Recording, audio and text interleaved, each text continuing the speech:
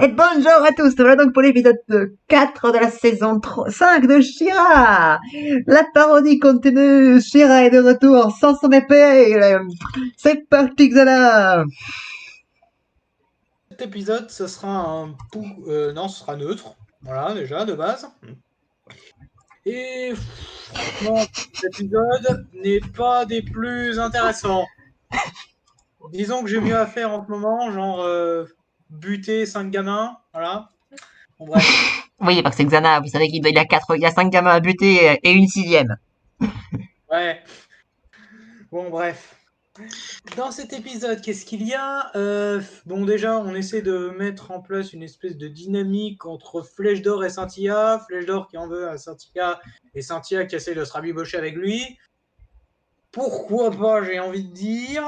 Et c'est là que le vaisseau se retrouve à court de carburant.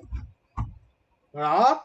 Et que du coup, ils doivent aller sur une planète un peu pourrie pour y chercher des cristaux de ravitaillement, des cristaux qui servent de carburant. Donc ils vont sur cette planète et ils se rendent compte que le grand maître de la Horde est déjà passé par là. Enfin, que Narcisse est déjà passé par là, pardon. Pour, disons, pour purger cette planète. Hein. Maintenant, elle est vide de toute vie. Et alors qu'ils sont sur cet endroit, bon, il y a Entrapta qui reste en tête-à-tête avec Darla. Je veux pas savoir ce qu'ils font. Elle a même sorti les petits instruments, j'ai un petit truc à faire avec Dara. La mécano, non. Bref. Je veux savoir, je veux la scène coupée, moi. Bref, on va pas faire cette blague. Du coup, ce qui se passe, c'est que ils se baladent sur cette planète et ils tombent. Ils se font surprendre par des tremblements de terre, ce qui fait que Adora est séparée du reste du groupe pendant pas longtemps en fait, et elle va tomber sur 3 rebelles. Alors honnêtement, j'aime bien leur design à ces rebelles. C'est trois, il y en a une là qui est complètement cybernétique. J'aimerais bien savoir ce qui s'est passé pour qu'elle en arrive là. Et du coup, ce sont des gens qui fuient la Horde en fait. Ce sont des voilà, ils fuient Horde Prime, donc du coup, il y a un combat au début pour savoir qui est dans le camp de qui. Et finalement, ils sont assez vite rejoints par Flèche d'Or et par Entrapta qui est en mode ouais, je voulais vous prévenir, il y a des tremblements de terre. Merci, on a vu. Voilà, j'ai bien aimé ce gag. Et finalement, ils partent sur une espèce d'échéance un peu bizarre où ouais, mais il reste tant de temps avant le tremblement de terre qui va tout détruire. Ok, il y avait besoin de ça. Ok, admettons. Admettons. Et du coup, ils doivent se dépêcher pour aller chercher le cristal. Ils arrivent du coup dans une espèce de salle où il y a un cristal, justement, mais où le séisme se fait sortir, donc du coup la grotte est en train de s'effondrer. Donc du coup, c'est un peu l'urgence pour essayer de choper le cristal. Il y a Scintilla qui y va avec Flèche d'Or, pendant que Adora et une des résistantes là, la cybernétique, j'ai pas retenu leur nom à ces mecs-là, mais voilà, et, qui essaie de retenir la structure. Et alors que Scintilla récupère l'objet dans une séquence qui est assez tendue avec Flèche d'Or, on voit qu'il y a un semblant de camaraderie qui revient avec eux, entre ces deux-là. Du coup, ce qui se passe, c'est que pouvoir du Deus Ex Machina, mais pas trop non plus, Adora se transforme en She-Ra pendant une seconde, ce qui fait que ça stabilise la grotte. Comment? Transforme en She-Ra sans l'épée. On peut pas dire que ce soit incohérent parce que ça avait été précisé par Madame Raz et aussi, je crois, par Grand Espoir que les fondateurs avaient fait l'épée pour She-Ra, pour contrôler She-Ra, pas pour créer She-Ra. Donc She-Ra et l'épée, ce sont deux choses différentes. Mais Alors bon. c'est pas par ma grand espoir, c'est par Madame Raz, elle a dit Shira a existé avant et Shira c'est toi Amara et c'est Entrapta qui l'a dit sur l'île aux bêtes. Ils ont créé l'épée pour utiliser Shira car c'est la seule qui pouvait résister à l'énergie de l'arme.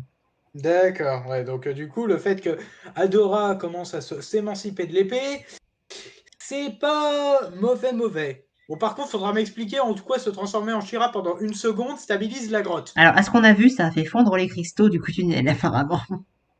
Ouais, admettons. Un peu bizarre, mais admettons. Et finalement, ça se termine par les résistants qui partent de leur côté, visiblement, de ce que j'ai compris, et ils vont essayer de lutter de leur côté contre Hordak, contre Horde Prime pour reprendre leur planète. Ok. C'est un épisode qui, en soi, je peux pas dire qu'il est mauvais.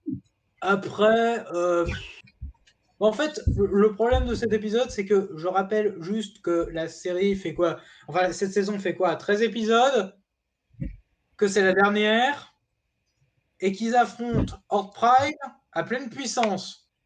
Mais tu comprends pas, il y a Shira, ça va aller vite, et maintenant elle va plus être bridée. Oui, c'est sûr que Shira, elle était vachement efficace dans la saison précédente. Voilà, Elle était balèze, mais contre l'armée d'Ordak, elle galérait quand même. Je ouais. rappelle. Donc, et du coup, ils décident de repartir pour sauver Katra. Donc du coup, Katra qui sera en mode « Mais qu'est-ce que vous foutez là ?» Je me suis cassé le cul à l'envoyer pour pas que vous veniez, et vous m'envoyez. En fait, ça va être le sketch dans l'attaque des clones. C'est qu'en gros, ils sont tous prisonniers. T'as Katra qui est là en mode « Mais qu'est-ce que vous foutez là, en fait ?»« Bah, on était venus te sauver, en fait. » Hein, bravo. Ça va être ça. Bon, je déconne, hein, bien entendu, mais je déconne complètement, même si j'ai vu la série, je me souviens plus de tout, voilà. Sauf que l'armée des Jedi va pas les sauver. Non, mais voilà, c'est un épisode qui passe, honnêtement. Il est pas nul, il est pas exceptionnel non plus. C'est juste que, bah, au vu du contexte, il a un peu rien à foutre là, quoi. Voilà, déjà il y a ça, mais il y a aussi que bon, on va pas, bon, j'en parlais tout à l'heure, mais bon, c'est aussi un putain de cassage de tension. Enfin bref, la parole à Chronos. Bah alors, ça va être un neutre pour ma part. Je vais pas avoir grand-chose à dire parce que je trouve que c'est un épisode qui passe bien. Déjà, visuellement, c'est très beau, notamment notamment les décors, lorsqu'on a du coup nos héros qui entrent dans la grotte de cristal. Et je trouve que visuellement, c'est très joli. Et j'aime bien les groupes des trois autres. Je sais pas comment je peux l'écrire, je me souviens plus. Non, mais en tout cas, ce sont des personnages qui sont sympathiques, qui ont une bonne dynamique et sont plutôt intéressants. J'espère qu'on les reverra parce que je trouve je trouve qu'elles sont plutôt cool. Elles sont assez sympatoches et dans l'ensemble, je vais pas avoir grand chose à dire. Je trouve que c'est un épisode qui est bien sans plus, mais je trouve qu'il aurait pu être mieux. Et il y a un truc qui va vous surprendre. Pour une fois, Fugor m'a fait rigoler parce que et la scène du flashback où il se met à imiter tous les personnages, je crois, j'avoue, ça m'a un peu fait rire, mais ce qui est venant de Fugor, c'est un exploit parce que ce personnage, voilà quoi, de base, je peux pas le saquer, mais en tout cas, dans l'ensemble, je crois pas que je vais avoir grand chose à dire. C'était bien sans plus. Voilà. Du coup, ce sera neutre pour moi. Quel, c'est à ton tour. Ce sera un neutre et je vais vous lire comment les crevettes se reproduisent. Donc, chez les crevettes, les reproductions n'est pas hermaphrodite. Il faut obligatoirement qu'un mâle féconde une femelle. Excusez-moi, je trouvais ça plus intéressant que l'épisode. Alors, sans vouloir t'embêter, Kael, on est pas, merci de pas faire de référence à Code Lyoko Evolution. Parlons de l'épisode parce qu'on est quand même là pour ça. Euh, alors, c'est dur de parler d'un épisode qui est vide. Non, en vrai, on va prendre un mauvais point un peu juste anecdotique, on va dire. C'est Adora, quand elle rencontre les gens, elle dévore leur nourriture comme une malpolie, connasse. Et en bon point, ah oui, mais moi je vais prendre des bons points complètement anecdotiques. Hein. Un moment, on a Scorpia qui dit que Kyle et Rogelio, elle fait, et pas Rogelio, mais Kyle et Rogelio seraient ensemble. Enfin, Kyle aurait un crush sur Rogelio. Et il y a une théorie comme quoi Kyle, Rogelio et Loni seraient en couple. Ensuite, Entrapta qui passe du temps avec Darla, à mon avis, ils sont aussi en couple. Non, mais ça m'a fait rire, ça m'a fait rire. Et le flashback de Fugor, quand il raconte un peu l'histoire, ouais, c'était très drôle. Et ce qui est drôle, c'est qu'en VF, comme je l'avais dit dans une précédente critique, Fugor et Fogonemer ont exactement la même voix, enfin, ont le même doubleur. Et du coup, quand Fougor imite Faucon des Mers en VF, bah, c'est juste Faucon des Mers qui parle. C'est drôle. Oui, l'épisode est tellement vite que j'ai rien à dire, je suis désolé, donc au suivant. Brian, c'est ton tour. J'ai longtemps hésité entre le neutre et le pouce jaune, mais je vais mettre un neutre. Parce que l'épisode, il est sympa, hein. Franchement, je me suis pas vraiment ennuyé, mais il y a des petits problèmes. Alors, déjà, je vais commencer par peut-être les deux meilleures parties de l'épisode pour moi. Déjà, les nouveaux personnages, je les trouve très sympas. Vraiment. Vraiment, ils sont très sympathiques. Vraiment, ils ont une dynamique assez intéressante à suivre. Vraiment, je les aime bien. Mais malheureusement, la deuxième partie que j'aime le plus, c'est Fogor. Putain, c'est la première fois qu'il est simple, que je le trouve attachant. Alors que c'est un personnage que j'ai toujours détesté depuis le début, en fait. C'est la première fois que je le vois vraiment s'inquiéter pour Adora sans faire le connard comme il a toujours fait, hein. Et ça me saoule. Ça me saoule qu'il soit pas comme ça pendant les épisodes précédents, en fait. C'est dommage, quoi. Ça m'énerve. Et même son flashback, j'avoue que ça m'a fait sourire. Alors qu'il m'a toujours énervé, ce personnage. Voilà. Maintenant, passons au reste. Je pense qu'il est temps de parler du problème, enfin, pas d'un défaut qui m'a énervé particulièrement dans cet épisode. Flèche d'or, t'es détestable. Non, mais tu peux pas imaginer.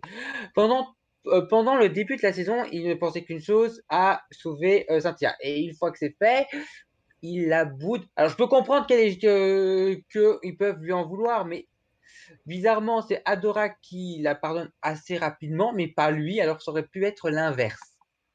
Dans la logique, ça aurait été l'inverse. Là, ça a duré tout l'épisode et c'était chiant, en fait. Ça a vraiment plombé l'épisode pour moi. Mais voilà, il y a aussi voilà, tout le développement autour d'Adora, qui devient Shira pendant le temps de quelques secondes. Je trouve ça vraiment. Enfin, oui, ça a été évoqué dans l'épisode avec Madame Rad à un moment donné, mais pour moi je trouve que c'est un peu mal amené. Ah, ça, c'est Mais le moins qu'on voilà. puisse dire. Quoi? Je dis que c'était le moins qu'on puisse dire. Ben oui, c'est ça. Mais maintenant, je me rends compte d'un truc maintenant à la fin de l'épisode, parce que maintenant, enfin, les nouveaux persos vont intégrer la rébellion, donc très bien pour eux. Mais maintenant, qu'est-ce qu'ils vont faire maintenant, notre groupe principal? Aller sauver Catra. Donc cet épisode ne sert à rien. Et c'est ce qui me frustre dans cet épisode. Il ne sert à rien. Vous auriez pu très bien rajouter à la fin de l'épisode précédent, on se dit, maintenant qu'on sait que Catra t'a sauvé la vie, on va aller la sauver. Et cet épisode, franchement, n'aurait jamais existé. Ça aurait été pareil. Ça aurait été pareil. Cet épisode ne sert à rien, en fait. Je m'imagine trop le sketch. Tu sais, il rentre à la rébellion en mode ouais, on a besoin d'aide pour aller chercher Catra. Qui vient avec nous? Ah bah, vous Personne. battez pas, hein. Il y aura de la place pour tout le monde. Vous, Personne. vous avez avalé quoi sur votre vaisseau? Non, mais personne, sérieusement, voilà, c'est ça le problème. Mais c'est vraiment ce qui me frustre le plus dans cet épisode, il ne sert à rien. Je peux très bien le supprimer, ça aurait été pareil. Au suivant. Allez, c'est parti pour toi, Grégoire. Neutre. Alors, Fungor, il est lourd, mais au moins son résumé fait sourire. Les nouveaux persos sont sympas, comme leur petite histoire. La dispute entre Cynthia et Flèche d'Or est à la fois logique, lissée et un tout petit peu mignonne vers la fin, j'avoue. Encrapta des fantasmes assez bizarres. Adora se lance partiellement en Super Saiyan. Oui, c'est vrai, vous avez raison, cet épisode ne sert un peu à rien. Et excusez-moi, je dois aller me faire battre par Donald, Dingo, et un gamin puceau qui se bat avec une épée en forme de clé. John, c'est à toi. Pouce jaune, pour moi, j'ai à peu près le même avec Brian et Jana, mais pour moi, cet épisode aurait jamais dû exister, parce que déjà la partie là où Adora se retransforme en Shira, ça lui casse la tension qu'il y avait à la fin de la saison précédente. Pour moi, ce qu'ils auraient dû faire, c'est que, en fait, c'est que Flèche d'Or est pardonné Cynthia, et Flèche d'Or et Adora est pardonné Cynthia hors champ, parce que bon, si c'était pour avoir un truc fade comme ça, on aurait pu s'en passer. Et que la partie avec Fugor, que personnellement j'ai bien aimé, on aurait pu la faire quand Adora aurait d'autres bribes de She-Ra, mais plus tard. Et là, cet épisode n'aurait pas existé, on aurait pu faire plus d'épisodes, parce que je sens que la suite va être C. Donc, je passe la parole à la suivante. Ok, eh bien, Volcano, c'est à toi. Neutre. Alors, contrairement à certains, contrairement à d'autres, la partie avec Fugor, c'est la pire pour moi. Toujours aussi insupportable parce qu'encore une fois, Fugor, vous l'avez tellement rendu insupportable dans les épisodes précédents, et là, d'un coup, vous voulez nous faire croire qu'il... Vous voulez essayer de nous faire une attache pour lui. Ah oui, bah merci de me montrer que vous faites n'importe quoi avec ce personnage. Bravo. Et donc merci de me le faire détester encore plus. Bref, Fugor, je peux pas le saquer. Même quand il aura des bons moments, il sera toujours autant insupportable que moi. Et sinon, le reste, bah, vous avez tout dit. Bref, je te laisse la parole. Ok, eh bien, moi, ce sera neutre aussi. Et ben, il n'y a pas grand-chose à dire depuis ce que vous avez dit. À part que, ben... Alors, je ne peux pas dire que ce soit pas introduit, entre guillemets, que She-Ra puisse exister sans l'épée. Enfin, sans cette épée-là, en tout cas. Mais... Ah, putain. S'il y a un truc que ça fait, c'est à la fin de la saison 4, on se dit, putain, elle a plus She-Ra, comment ils vont faire? Ils vont devoir se démerder, ils vont devoir trouver des combines, ils vont devoir des trucs. Et là, t'es en mode, merci de casser absolument tout. Alors, je peux pas dire que ça n'a pas été un tant soit peu amené, même un peu sur l'île aux bêtes, elle a les yeux qui brillent avant de se transformer. Ouais. Mais apparemment, faut être choisi par Eteria. Elle est en quoi? Qu'est-ce que Adora a fait pour être choisie par Eteria? Enfin bref, quoi qu'il en soit. Moi, je suis en mode, mais même quoi qu'il en soit. Sérieusement, ce que ça fait, c'est casser la putain de tension. Vous se demandez, mais comment ils vont se sortir sans She-Ra? Eh ben non, finalement, She-Ra revient parce que il faut qu'on avance. Et qu'il reste, combien? 7 épisodes. Pour battre le grand maître de l'ordre. Voilà. Est-ce que quelqu'un a un truc à rajouter? Déprimant. En fait, finalement, j'aurais mieux fait de critiquer un pot de moutarde pendant 5 minutes. Parce qu'un pot de moutarde, finalement, ça aurait été bien plus intéressant cet épisode. Faut Oui, quand même c'est pas déconner. On apprend globalement ce qui se passe dans l'univers, mais bon, on s'en doutait un peu, quoi. Mais ils auraient pu le faire plus tard. Oui. En fait, je pense honnêtement qu'on aurait pu apprécier cet épisode si il y avait Il eu y une avait saison 5 saisons. 6 toujours avec Hors Prime en méchant, quoi. Bah, si Oui, ça avait non, continué, mais 5 saisons plus. s'il y avait eu Bah, plus au de détails, moins, voilà. Là, on sait que c'est la dernière saison et on sait que c'est rushé et qu'on a perdu du temps avec ça, quoi. donc du coup, voilà, quoi, c'est un peu... Bah là, j'ai Mais plus l'impression comme je l'ai dit, c'est un épisode qui sert à rien qu'on aurait pu sauter. Et du coup, on aurait pu faire quelque chose de mieux par la suite. Mais non. ouais, j'ai surtout l'impression que c'est la moutarde qui vous mentonnez. Quoi? Hein Hein? Bah Non, voilà. rien, non, il y avait Grégoire qui disait je préfère regarder un pot de moutarde Oh, pendant punaise. Arrête de faire des jeux de mots vaseux. Voilà. Ça vient Enfin du bref, milieu, ça si personne n'a de trucs intéressants à rajouter, on va vous dire, je vous conseille d'aller voir la vidéo de Mayo et à la prochaine.